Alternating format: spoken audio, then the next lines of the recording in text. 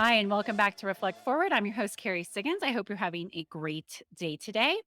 My guest today is Dermot O'Shea. He is the co CEO and co founder of Taoglas.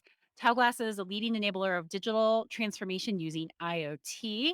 I met him through YPO. He's a YPO member, and I interviewed him on my video cast series that I do for my company, Breadware, IoT, Internet of Things, called In the Kitchen. Check it out if you're interested in anything IoT. Anyway, came on the show and we hit it off, and I wanted to talk to him about his leadership philosophy and what Taoglas does and how he and his partner really built this amazing company that's growing so quickly. So Dermot gets vulnerable. He talks about imposter syndrome and insecurities and how he had to learn how to be a better leader. It's a fantastic interview. You're really going to love it. And so hang tight and I'll be right back with Dermot.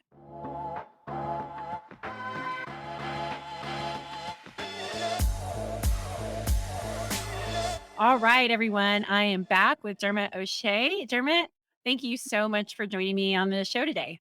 Yeah, thanks for having me. Appreciate it.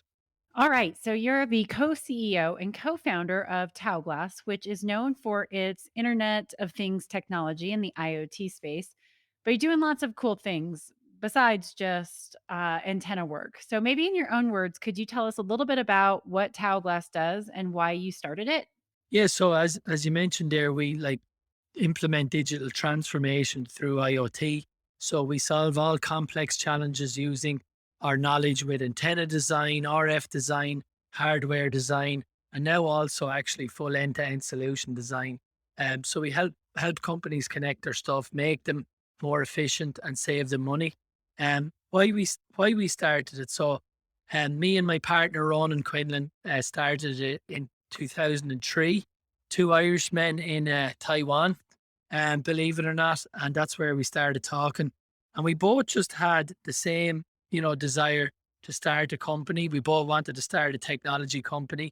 We both wanted it to be international, and that's why we started it. Just that entrepreneurial need, the drive to do our own thing, um, both born out of frustration from other people that we had worked for probably in the past, and also just seeing a fantastic opportunity in technology. Such a vast growing market that we said we got to get into this. And so you started in Taiwan and then went to Ireland. So tell a little bit about, how that whole thing came down. I mean, I think I said that you lived like in a hut as you were building this company. So, tell me about that transition and that was like starting out. Yeah, no, I think that our first Irish office was in a hut. I Yes, wasn't, that's what it was. thankfully, I wasn't living in the hut. I was lucky Okay. to be supported by my wife who had a good job at the time. But when we were in Taiwan, yeah, Ronan had lived there for a long time before I went there. I was just there for a year. So I went back to Ireland, and Ronan established the operations in Taiwan, and I established a company in Ireland. So Taiwan really became our, product and production and operation side of things. And I was on the sales and customer facing side of things out of Ireland. So it kind of grew from there. We moved to a bigger office in Ireland, and then in 2008, 2009, we started doing business in the States. And, it was difficult to manage that from Ireland. So then I moved over here, and we established our US operations here. And, since then we've been setting up new locations probably every 2 years or so. And we've 10 now, and we're adding India this year. And yeah, so it's been growing and moving well. And what's been the most interesting thing that you've learned setting up businesses in all of these various countries? Like what surprised you about doing this? That it's not as hard as it looks. It's not as hard as it seems. I think a lot of people have a fear of going to a different place, or especially a different culture with a different language and all the laws around it. And people are scared of that. Well, what happens if I get sued, or what happens if this happens? And it's not really as hard once you go there and understand the people that you need to deal with and what the culture is and what's different about that place and what are the things to watch out for, and start establishing relationships there. Then it's easier than you think. Yeah.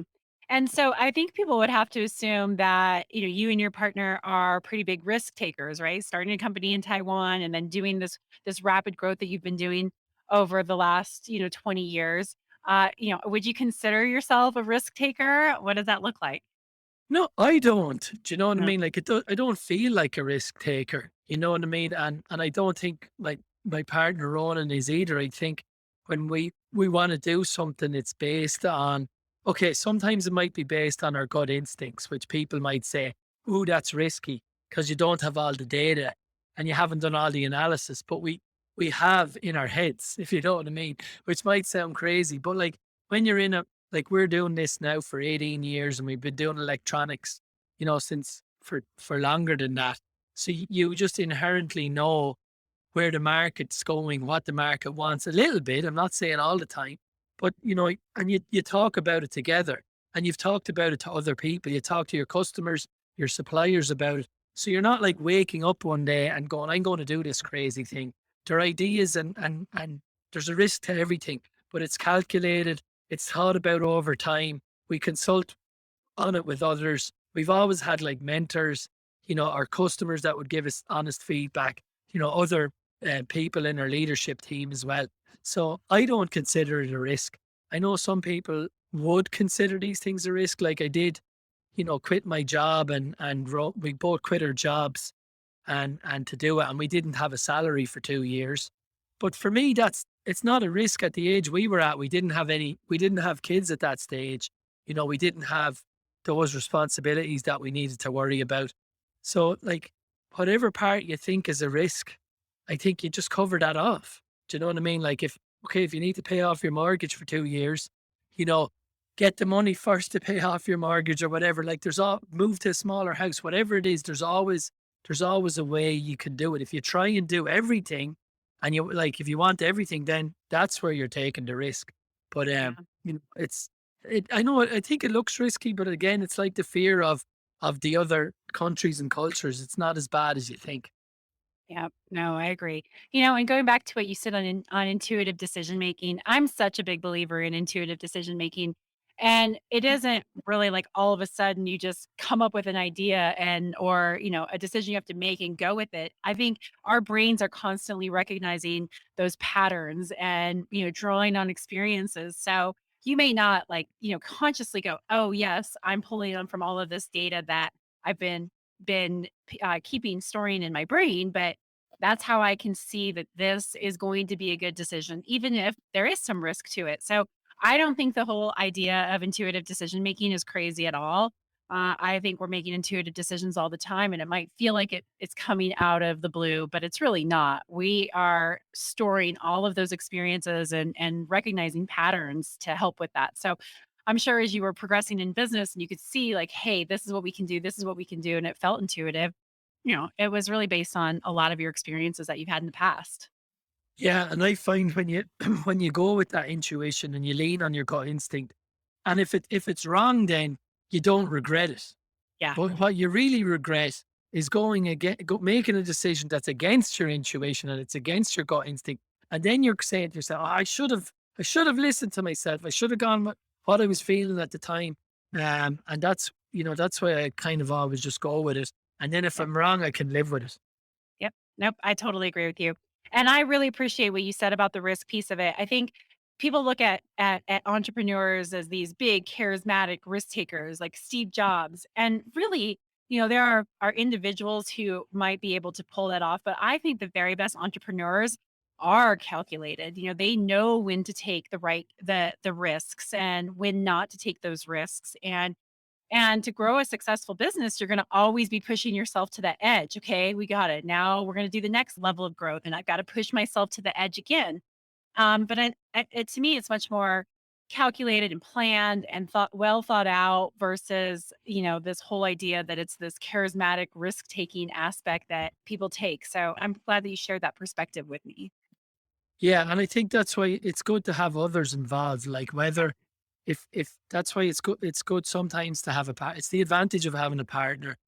But if you don't, you can have mentors, you can have other people that have done it before, just to have that like sanity check Yeah. from it, like and not dive in. even though you want to dive in, maybe just hold off for a little bit and get other people's perspectives on it, get their shared experiences. And then at least it's a sanity check that, yeah, actually my intuition and my gut are right because it was validated by people that have done it before. Yep, I agree. And how you mentioned mentors. How have you used mentors throughout your careers growing this business? Yeah, definitely. At the very beginning, we used like, local businessmen from our own communities that would have done things before that were more rigid on, your most important Excel sheet at this stage is cash flow projections and, how to just, not spend too much money and simple things like that, generic business plans, whether you should take on investment and things like that. And then more recently, we have an advisory board and they're all very experienced, executives that have done it before in the area of expertise that they're in. So we have like a marketing advisor that was the CMO of Ryanair. We have a legal advisor. We have in Yeah. each of those areas that's very important for the company. We have advisors. So you know, it's something I think that you're naturally resistant to, like and you find it difficult at the start where you're kind of like, I don't want other people telling me how I should be running things, and they don't know anyway because they're like, when you're in your 20s and they're Yeah. like 45 and you go, they're old. What would they know about it? So there's obviously people saying that about me now, but yeah, it's kind of putting that aside and just realizing that there are what they're going through, what they've gone through is similar. Like all businesses have similarities. It Yeah. doesn't matter whether you're selling, cupcakes, antennas or shares or whatever.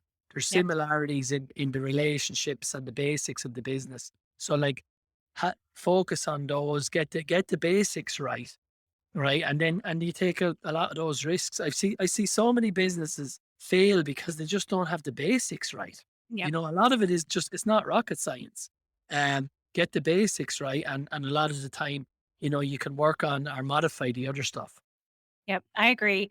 Yeah, and I think to your point too, whether I think there's some CEOs who, or leaders growing that ladder who feel like asking for help or looking for that mentorship, seeking other people's advice is a sign of weakness. And, I remember when I was named a CEO when I was very young, 29 years old. And I was hell bent on proving myself, right, that I could do this. And so I had a board of director give me very direct feedback. In fact, I was negotiating my salary and he said, "I don't think you should make that much. You're not really a CEO." And I was so pissed. I was so angry. And we went back and forth and we hammered it all out, but it really damaged the relationship. And I went and talked to him about it afterwards. And he was right. I wasn't really a CEO. I was still just, figuring it out. But too much of an ego to like admit that. But he told me, he said, "You are trying so hard to prove yourself and you are so sure that what your way is the right way that you get defensive when somebody else is trying to maybe give you some perspective." And I've been around the block. I've seen really bad things happen. And so all I'm trying to do is just help you learn from my experience, but you're never going to learn from it if you get defensive. Everybody tries to tell you to maybe like consider something different. And that stuck with me. It still does. I tell that story often because I was really glad that he told me that. Like, you come across as defensive and you're not using me as a competitive advantage and all of the knowledge that I have. So I was really glad someone told me that when I was like my first year as a CEO, because it made me much more open to that mentorship. And I think I made better decisions because of it. Yeah, I'd say on that, I'd agree with that. I've learned that myself, probably more the hard way.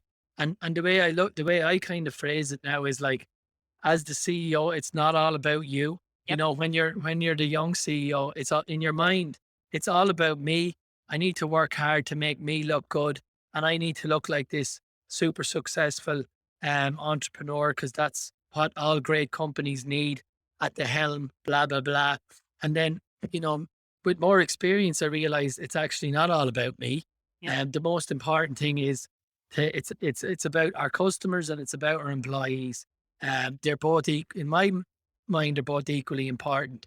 And because if you keep your customers happy, it can automatically lead to happy employees, and vice versa. You really need both. And, Ronald Reagan always had a great quote like that. There's no end to the success you can have if you don't mind who gets the credit.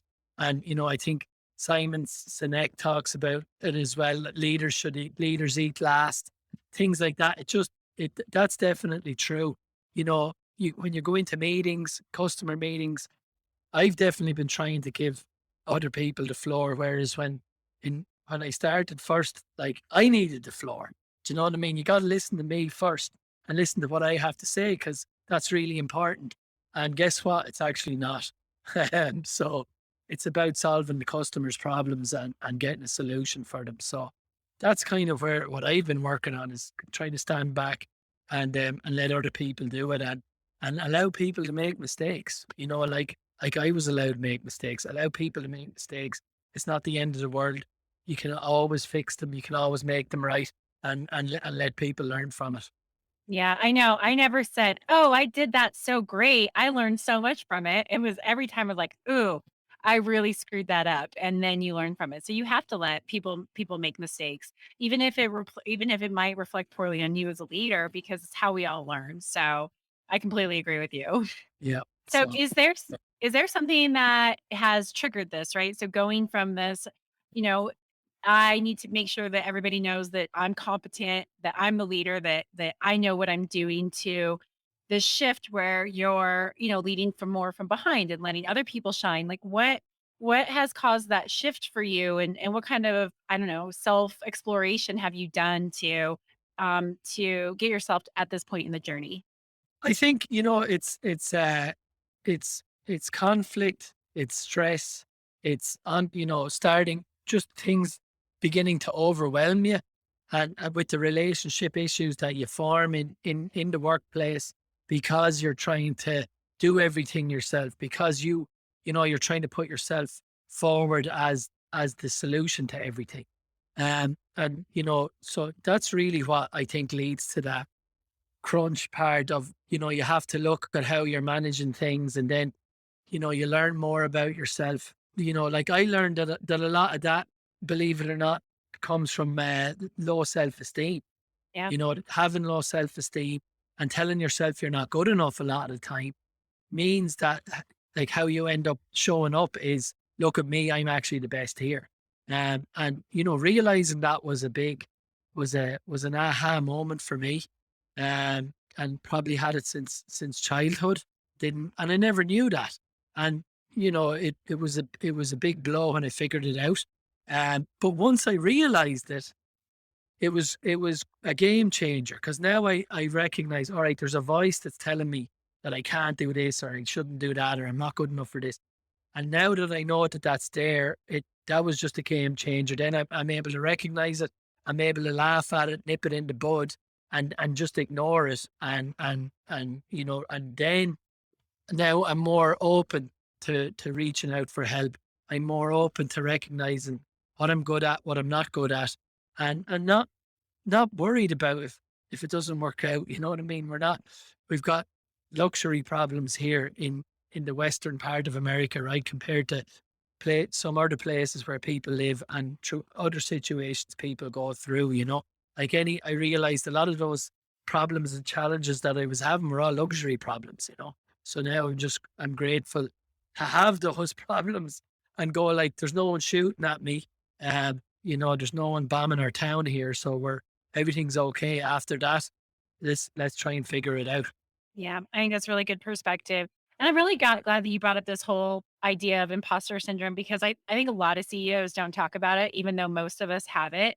And it does cause us to overcompensate, maybe tell a little white lie, to exaggerate, to come across as overconfident and arrogant. And I will tell you, I think it's a hidden thorn in organization's side, because most people feel it. And then when they're showing up as their unauthentic selves, because they're trying to fake it till they make it, or, put on some different show than what they really are, you get people more worried about trying to pretend to do what they can't do, rather than actually saying, "Hey, I'm not good at this, but I am good at this. Let's do more of that." So I think it's such an important topic. And I read a statistics that I think only 5% of organizations have leaders who talk about imposter syndrome with their employees. So it just goes unaddressed. And then here we are, in our 40s, finally figuring it out, like, oh, okay, that's what this is. And boy, it has been holding me back for, 40 some years. So I think it's really powerful that you talk about it and found ways to overcome it. Yeah, imposter syndrome. Yeah, that's a good way to describe it. I think maybe because I would have had that all my life from childhood. I felt that, you know what I mean? Maybe that's one of the reasons there was a lot of travel and moving around. You think sometimes it might be different somewhere else when all you really needed to do was settle down. But I think we also paint a picture of what the CEO should be like, what the entrepreneur should be like, that they have all the answers and that they don't have imposter syndrome. They can't have low self-esteem. Sure, how could you be a successful CEO if you had these these issues, right? They're not even issues, they're just weaknesses, right? Everyone probably has it a little bit. And I think that's why people get this thing, oh, is it lonely as the CEO? No, it's not lonely. It's fantastic because you get to spend time with whoever you want. You know what I mean? Exactly. I can pick to be with that customer or this customer or over here rather than where I don't want to be. I think what they're looking for is that it's kind of going back to what I said earlier about allowing others to take the credit. I think some people want to do it because they want they want to be at the top, you know, enjoying the celebrations, enjoying the prizes, but there Yeah. really isn't any, right? Because like you get the 100 million revenue, which was our target, and we've got here. And what does everyone want? When are you going to get to 500 million? Do you know what I Exactly. mean? Like, there's no celebration. Oh, and by the way, your margin wasn't high enough, and you spent too much here, and there was too many. There was all these other problems with it. So get your boots on and go back out there. But so it's not lonely. It's just you're not going to get all this celebration and backslapping that you might be looking for. Yep. And so be ready for that, I would say. Yeah. Yeah, I always tell people CEO, they're just 3 letters that's, like, next to my name. I'm just like a normal person. And yes, I have a certain level of responsibility, a lot of responsibility for taking care of all of my employees and solving my customers' problems and growing the organization and creating a company that, makes the lives of our constituents better. Uh, but it doesn't mean that, you're not just a regular person who has hopes and fears and dreams and insecurities and all of those things. So I feel like, we put CEOs up on this pedestal like they're supposed to be something that we should aspire to because they're somehow, better, stronger human beings. And a lot of times we're not. Over time, of course, we get more resilient and you have to get tougher. But it's just 3 letters behind my name. And I think if people can relate to you that way, then they start to see like, okay, yes, she doesn't have all the answers. He is going to be wrong sometimes, and it just makes you more relatable. And I think it also helps me know that, like, at least from my perspective, I don't have to try to pretend to be perfect and have all the answers and never make a mistake. Yeah. And I think COVID helped a lot of it because a lot of people reflected on Yep. where their weaknesses were during COVID, and they reflected on how they can make things better. Maybe Yep. why, and they definitely reflected on how do I improve things in general. And a lot of people were getting that feedback that, say as a company, as a management team, you do need to be more empathetic, more vulnerable, more honest, more authentic. Whereas we were probably even in a mode ourselves of, yeah, that's all nice, but we need to grow revenue. We need to maximize profit. We need to, et cetera, et cetera. And there wasn't much of that you could do during COVID when we were all locked up at home. So I think improving, how we turned up and how we managed, how we hired, how we listened to our employees more. That's something that we definitely did. And I see a lot of others doing that as well. And just becoming comfortable with it. Like, it's a cultural thing for a lot of us as well. Like East Coast United States, Ireland, a lot of Eastern European cultures. Like as a man, even like you can't tell somebody that you have low self-esteem, that you're having imposter syndrome. It's what the hell is wrong with you? You know what I Yep. mean? Yep. You're losing it. Like get yourself together here. And so like it's been nice. It's been a relief, I think, for a lot of people to see that that's definitely changing. Yep. I don't think we're further on than the early days. I think we definitely have a lot further to go, but I'm noticing people are way more comfortable Yep. talking about personal stuff in Yeah. the west coast of the US. I actually found it like strange myself when I came to California 11 years ago. I was like, why is the person I never met telling me about their personal life? Like, what's wrong with this person? Are they on drugs or something? Yeah. And turned out, you know what? No, they're more used to, more comfortable talking Yep. about, you know, some areas of their life that mightn't be going as well, so yeah, maybe COVID, another benefit of a pandemic, if there is any. Yeah. Well, I think there's lots of benefits of the pandemic, and I agree with you. This whole focus on human connection, that's what we've lost. And you look at, not to get political or but look at the polarization, especially in the United States, but really everywhere. People have become disconnected to those personal stories. Like, hey, we're actually far more similar than we are different. And if we don't allow at the workplace where we spend, the majority of our waking hours building those relationships and sharing, the personal aspects of us, all of a sudden it becomes really easy to say, "Oh yeah, but you're this way and you're that way." And I think that if there's anything that will be good that comes out of it, hopefully it is this idea that, we can be more vulnerable and we can connect, and that companies should, as part of their values, help employees connect, because that's how you get more stuff done. When you like somebody, when you understand somebody, even if we might be really different, but okay, I understand where you're coming from on that and why you think that way. You're so much more tolerant of a different opinion where, otherwise we just want to stereotype when we have no perspective, no story to go with, a response or reaction. So anyway, that's one of the things that we really do at Stone Age. It's everything that we are trying to do is about building those connections. How do we help people tell personal stories so that they know each other better and hopefully like each other better? Because we're all going to do way bigger and better things if we actually like each other. Yeah, I think it's one way to do that is if people are comfortable being more open about their own challenges Yeah. and how that may actually affect them showing up in the workplace. Because like everyone feels bad if I'm sure you've all experienced somebody hasn't been performing or hasn't been turning up and you're getting frustrated with them, and then you find out later that they had a family member that was sick, or that they were going through a divorce, or they had somebody in their family that died. And then and what everyone says is, if only they had told me. I wish they had told me, because we would have treated them different. We would have been more understanding and more empathetic, and actually, said, okay, you're going through this, like maybe you should take some time out, or how can we help you in this situation, rather than actually making things worse by, trying to ask you, why haven't you delivered on the work side with this, that, or the other. So I think if people could get more comfortable, opening up and about their own personal challenges outside the workplace, you'd be surprised at how understanding people can be. Totally.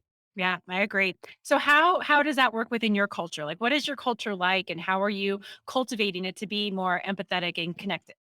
I think we just try and lead from example, we, and every year we have a company get together in each region where we do like team building exercises, and we do exercises that try and, expose people's personal side a little bit more, to be honest, and even when they join the company, we'll try and get them to tell something that's interesting personally about them. We've done during the pandemic, we did podcasts with individuals that were new. So on the personal side, so people could get to know them better. But I think we've got a very diverse organization because we're across 10 locations. I think we have like 50-50 men and women. We have something like over 30 different nationalities. So just from all of us having to deal with different regions and locations, that really, I think, helps on the culture side. Um, and like you said there a while ago, talking about, realizing there's differences between people, being patient to that, not realize that everyone doesn't work the same way that you do or we do in a certain region. And just being patient to that and understanding to that, I think, has helped our culture. But we've looked at what's our culture. The conclusion was it's competitive. You know, Yeah. um, we've been growing fast. We've been doing acquisitions. We've been opening new locations, and some people like that haphazard nature that brings. You know, being able to work on multiple things at the same time. Like I need it personally, but some people don't. They just want to focus on one thing, and be left alone to that until they're finished it. So I think we have to understand that the challenge is how do you communicate that to potential new hires. It's just so that they're clear on it in advance, and this is what the culture is like, so that they're not shocked then when it comes on and they're going like, "Wow, these guys are asking me to do so much so fast. How do I manage?" Yeah. Trying to make that clear in advance is what we're working on at the moment. Yep. We do the same thing. I would say the word that we would use to describe us is driven, and we move fast. And in fact, we do quarterly pulse surveys so we can get people's temperature on what's going on. And somebody had said, I don't think that if you are not self-motivated, you would not make it at Stone Age, as if it was a negative thing. And I was like, yes, that's so right. Like we are a very driven organization. We're doing big things. Like we're driven to make a big impact in this world, but not everybody is motivated by that, right? I mean, I've laid out our path to $1 billion company, and I know some people are like, "Oh God, that sounds horrible." Even though we're employee owned, and it's going to probably make them very, very wealthy if they stay with the company for, over a decade. But it does. It really, I think, you're going to have the most success when you're honest about what your culture is like, and then people can self-select in to say, "Yeah, I want to be part of that." For people who aren't driven and who aren't self-motivated, this is probably a pretty miserable place to work. And I wouldn't ever want that for anybody. I want people to be happy and healthy and doing what they love to do in a place that they belong. And not everybody feels that way. So I completely understand what you're saying about how to be open about it and make sure that people know what they're signing up for when they come to work for you. Yeah, no, and we try and tell them that, but and it changes. Things change when you're trying to be a $1 billion company, which is our target as well. Things change very, very quickly, so you need to be just like comfortable with change in your life. Like for all of us, change can be uncomfortable, but to know that there will be change, but we have the flexibility as well. I think that's important. We're flexible. We change for all the time, so if you really think you can make a difference, this is the place to be. Because guess what? You could be the one to make the change. But just know that you'll be in charge of that change. You'll be the one implementing it, managing it, writing up the process, and you're the one that's going to be measuring it. So, best of luck. I love it. I love it. All right. I have two final questions before we wrap things up. So, the name of this podcast is Reflect Forward. What does Reflect Forward mean to you? For me, I think that would mean to me that we're always learning. We don't. There's so much we don't know, but I like that. That's exciting to me. You know what I mean? To embrace that we are always learning. And from a business perspective, that means there is so much opportunity. Like, we're both in the Internet of Things market, and it feels like we're just like it's, tip of the iceberg stuff, you know? I agree. It all is all about learning, right? Learning, and then how do you reflect on it to grow, to move yourself forward. So, I completely agree. All right, final question is, if you had one piece of advice for leaders to be exceptional at what they're doing, what would that be? Oh, just to never quit, don't give up. That's for me, that's you just keep going. You just have that resilience. Like I'm not like whatever strengths and weaknesses we have, I know that this company has resilience and the two founders have resilience. And that's what you need Yeah. to succeed in business. And you sometimes there's a lot of no's to get the yes. But so what? You just don't quit. Keep going. If you believe in it, as we said earlier, trust your gut, trust your intuition. You can get it wrong. You can change it and keep going. Just never give up. Yeah, great advice. Good. All right. So, how can people find you and Taoglas? Oh, the usual. It's taoglas.com. The one S, and yeah, all the usual social media channels. But reach out to on our website, you'll see we've got 10 locations. So wherever you're local, wherever you're closest to, reach out to them.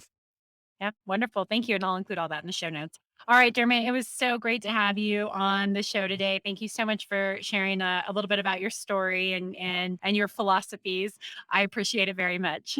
Yeah, thanks, Kerry. Really enjoyed it. Wasn't expecting to go that deep and vulnerable, but yeah, thanks for having me, and it's been great.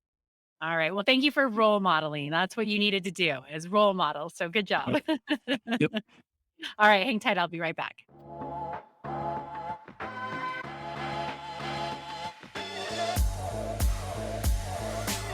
Okay, we are back. I hope you enjoyed that interview.